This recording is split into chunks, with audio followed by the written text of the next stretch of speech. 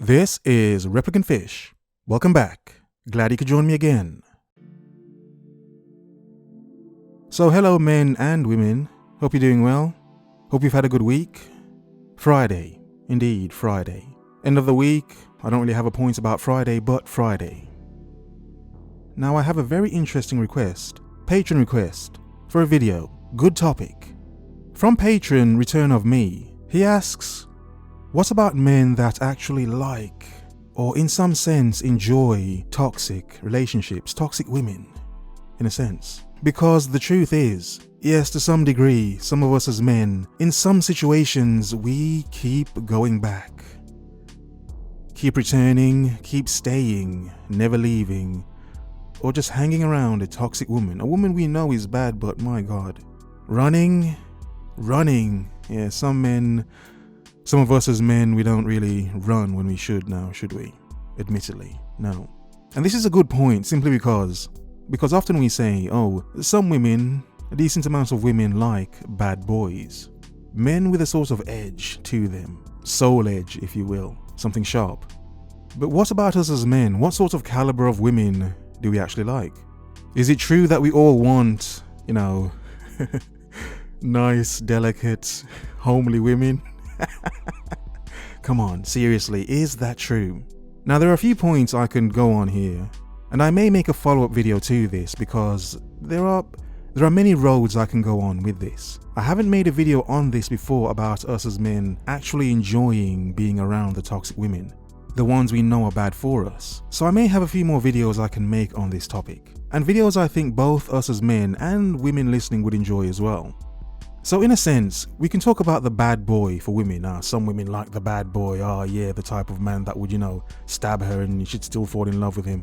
But what about us as men in terms of, let's use this for now, just for now, the crazy chick. Now she may not actually be mentally crazy. It may be more emotional crazy. No, not crazy. It may be more emotional than actually crazy, or just the results of some trauma, whatever. But in other words, this woman is, she's a lot, very argumentative. She may lack discipline in some way. She may be very loud, overly emotional. She may actually, try to fight you every now and again. But as a man, you don't leave, do you? No. To some degree, come on. Some men like it, to a degree, depending on certain things. Now a certain thing, a main thing, which I'm sure many of you men know already, is the sexual element. The sexual element. You see, sometimes we as men would stay around a woman who we know this woman's flipping nuts. We know she's crazy, but however, good God, she does something. She may do that one or few things that it's like, I should leave her, but I enjoy this, So it's that thing as well.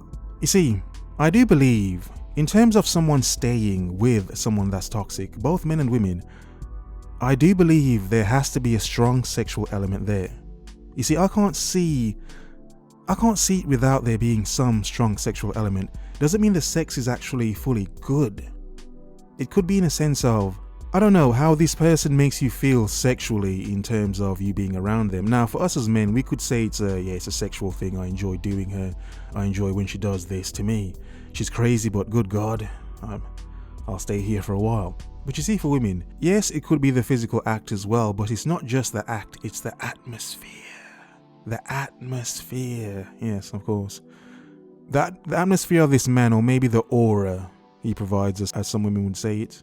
The aura. And it's a sense of this man could be very toxic, treats her like crap, but he may be physically attractive, and in some way, mentally attractive as well. You see, as well as the physical sexual element, there has to be some kind of psychological element with it as well. And in terms of staying with someone that's toxic, some could say, well, is there a lack of self-esteem here?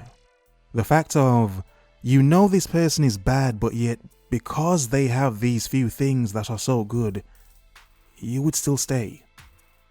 So in some way, are you convincing yourself? You're psychologically convincing yourself that the little good you get is worth the mountains of crap?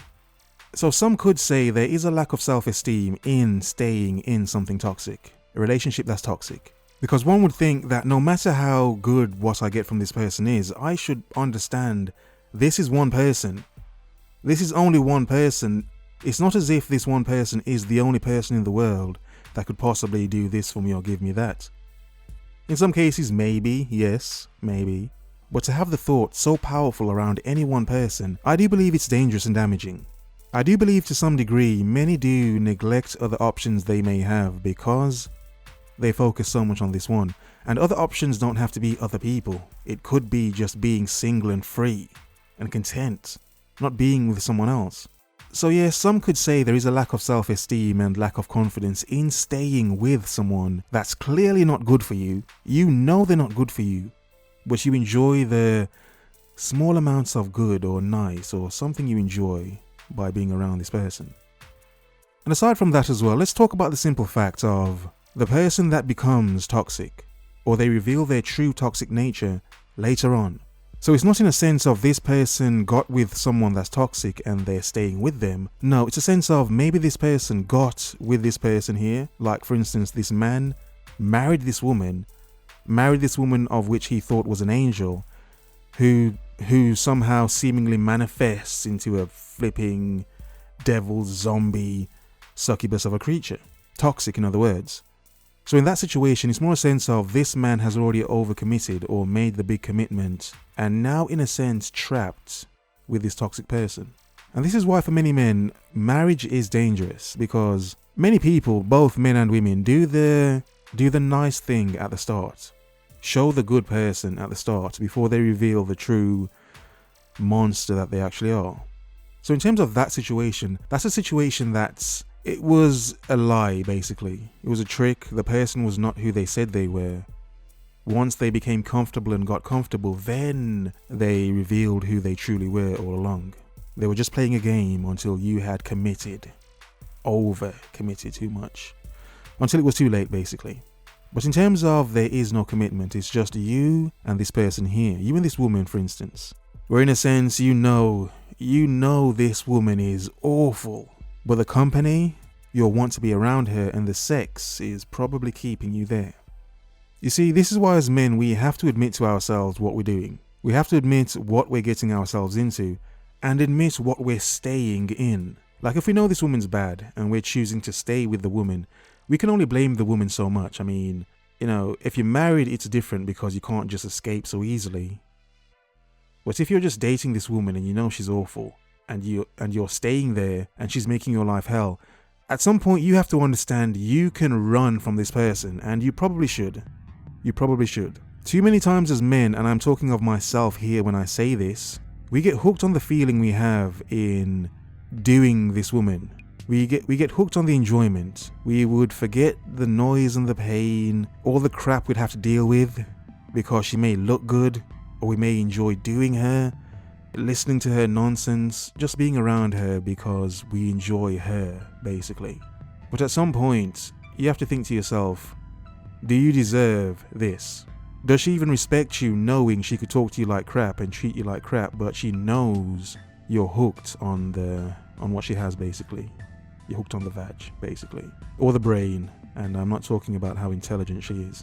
And you see, that goes on to this question here. How much do you think women respect us as men, knowing how weak we are for them sexually?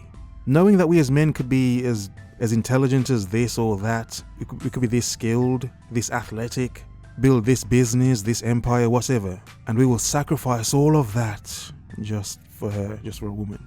Do you wonder if women see that and know it, and to some degree they think as men we're fools because we would give up so much for something they themselves may see as simple? Do you wonder? And how true is that, women? The secret laughing at men that have given up so much for a bit of crotch, some crotches. I wonder. But let me know what you think, and add extra parts and certain points I missed or glossed over, and I may make future videos covering those points. But for now, if you're led by sex, then you can't always blame others for the results you get from you just being all about the sex. Indeed. But we're human. We're only human. Focus. observe, remember.